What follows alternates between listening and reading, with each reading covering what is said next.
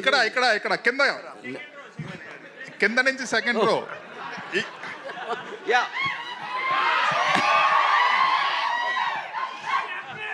36 years తర్వాత మళ్ళీ థియేటర్లో చూశాను. Absolutely loved it. Standout feature ఇందులో నాకేంటంటే music. It is just screaming out అన్నట్టు. Super.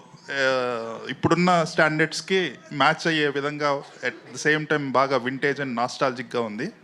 And I love the close-ups.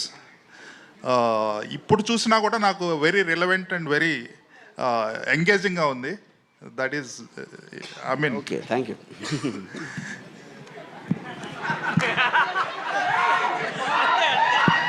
So ఇప్పుడు ద పాయింట్ ఈజ్ మీరు చెప్పేదానికి ఊకుంటున్నాను. What can I say, but the fact that you like the music I'm very happy. ఎందుకంటే that was one of the biggest technical challenges. Original దాంట్లో ఉన్న flavour పోకుండా how we used the AI apps to basically get exact same effect of what you remember seeing that long back. I think that was a challenge. Yeah. Raghuvaran గారి voice ఏమన్నా modify చేశారా? No, not in. Nothing was modified. It was just అంటే ఆ టైంలో mono ట్రాక్లో record చేసిన total everything was in. అది కూడా మిక్స్డ్ ట్రాక్ ఉంది. We don't have I mean separately. Varma గారు అంటే హియర్ ఎక్కడ ఎక్కడ ఇక్కడ ఇక్కడ ఇక్కడ ఎస్ ఎస్ సార్. బాబు గుడ్ ఈవినింగ్. Good evening. ఆ రోజున శివ తీస్తున్న రోజుల్లో కీసెస్ హై స్కూల్లో అనుకుంటా మీరు చేస్తున్న రోజుల్లో మీ ఇంటర్వ్యూ కోసం పరుగులు పెట్టి వెనక తిరిగి ఇవ్వలేదు. ఇన్ని రోజుల తర్వాత శివ ప్రెస్ మీట్లో కలవటం చాలా హ్యాపీగా ఉంది. It is something a different experience all together after 36 years. ఇప్పుడు మా నాస్టాల్జియా పని మీరు మీ నాస్టాల్జియాకి వెళ్ళారు. yes, really nostalgical feeling. తర్వాత really as my colleague GV said the quality is very much enhanced. The music really చాలా బాగుంది. కొత్తగా కుక్కల అరుపులు అక్కడ జాయిన్ చేసినట్టున్నారు. నువ్వు అన్నీ ఉన్నాయి. అయ్యో అప్పట్లో ఇంత ఇదిగా లేవు. అంటే అఫ్ కోర్స్ లైక్ అట్మాస్ సౌండ్లో అంటే ఇక్కడ మీకు సింగిల్ స్క్రీన్ ఒక సింగిల్ సోర్స్ నుంచి వింటున్నప్పటికీ మీరు అట్మాస్లో సరౌండ్ స్పీకర్స్ ఉంటాయి కదా, దాంట్లో వచ్చినప్పుడు ఆటోమేటిక్గా everything will go up a little. Prabhu, nothing was added. అసలు original score, original this thing అక్కడ నుంచి తీసుకున్నాము. And nothing was all added. Nostalgia అని రాము అన్నాడు కాబట్టి 36 years ago, whenever we started and released on October 5th, never కల్లో కూడా అనుకోలేదు మళ్ళీ ఇలా కలుస్తామని. అండ్ కలిసి దీనికి శివాకి ఇంకా ఇంత ఆదరణ, ఇంత ద కల్ట్ ఫాలోయింగ్ ఉంటుందని కల్లో కూడా అనుకోలేదు. ఇట్స్ స్టిల్ వెరీ, నాకు చాలా సర్రియల్గా ఉంది, కొత్తగా ఉంది అసలు ఇది ఇలా కలుస్తాము. And so much love from everybody coming. And Ramu అప్పుడు ఎంత కష్టపడి సౌండ్ దగ్గర కూర్చుని అన్ని ఈవెన్ ఎఫెక్ట్స్ కానీ అది కానీ చేశాడు. సేమ్ ఇష్టంతో 6 నెలల నుంచి Ram Gopal Varma he has worked on this film. And మీకు ఇంత నచ్చింది, కుక్కల సౌండ్లు వినపడుతున్నాయని మీరన్నా కూడా కేవలం అతను what he could do then, what అప్పుడు కంప్లీట్గా సరౌండ్ స్పీకర్స్లో చేయలేని సౌండ్ ఇప్పుడు తనకు అవకాశం వచ్చింది. He took full advantage of Dolby Atmos. And ఒక స్మాల్ ఎగ్జాంపుల్ చెప్తాను. See, at the time, నన్ను మాట్లాడిని రాము, ఫినిష్ చేసి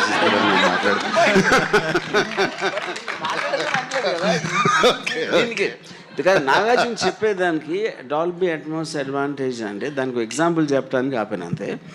సో ఇప్పుడు స్టడీ క్యామ్ షాట్ ఉంది, ఆవిడ అంత వెరీ టాక్డ్ అబౌట్. అలా కెమెరా వెళ్తూ ఉంటే ఒక చిన్న పాప అరిపి వినిపిస్తుంది, లేకపోతే అక్కడ కుక్కలు మరుగుతున్నాయి, ఫుడ్ స్టెప్స్ ఇవన్నీ. సో ఆ టైంలో obviously I can't imagine point beyond sound ఎలా వస్తుందని. ఇప్పుడు now when that is translated Dolby Atmos, you almost feel you're going behind Nagarjuna. పరిగెడుతూ ఉంటే, ఎందుకంటే మీకు ఆ ఎఫెక్ట్లో ఆ ట్రావెల్ అవుతూ ఉంటే సరౌండ్ స్పీకర్ నుంచి దాని నుంచి, that is the main enhancement which is only possible because of the Atmos sound. And that again, the accompanying music was possible because of AI. Yeah. ఇప్పుడు ఫ్లో తప్పింది నాది. ఎనీవే, సో రాము అంత ఇష్టపడి he did what he did and my అప్పుడు how much I was in gratitude to him. Again I am now also in gratitude to Ram Gopal Varma. And also the 4Kలోకి lot of people, చాలామంది 4Kలోకి దొరకని prints అవి పట్టుకొచ్చి వాటిని మళ్ళీ డిజిటల్లోకి చేయడం చాలా ఇది. But Annapurna team, CV Rao and I'm deeply gratitude to them. చాలా బాగా చేశారు. అండ్ మీరు ఎలా షాక్ అయ్యారో, ఆర్ ఎలా షాక్ కాదు, ఎలా ఇంప్రెస్ అయ్యారో మొన్న చూసి సినిమా. నేను కూడా జస్ట్ 3-4 days బ్యాక్ ఫుల్ త్రోలో సినిమా చూశాను. ఐ వాజ్ కంప్లీట్లీ ఏదో కొత్త సినిమా చూస్తున్నట్టు అనిపించింది. అండ్ నాకు బాగా గుర్తు, శివ రిలీజ్ అయినప్పుడు లాట్ ఆఫ్ పీపుల్, చాలామంది డిస్ట్రిబ్యూటర్స్ కానీ ఇండస్ట్రీ పీపుల్ కానీ ఈ సినిమా ఇలా తీయొచ్చా అనుకుని అర్థం కాక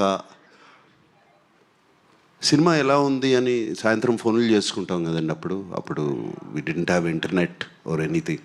ఫోన్లు చేసుకుంటాం. సౌండ్ బాగుంది అన్నారు. అప్పుడు సౌండ్ బాగుంది అంటే సినిమా గురించి మాట్లాడలేదు. అంటే first time the talk that came out was sound బాగుంది.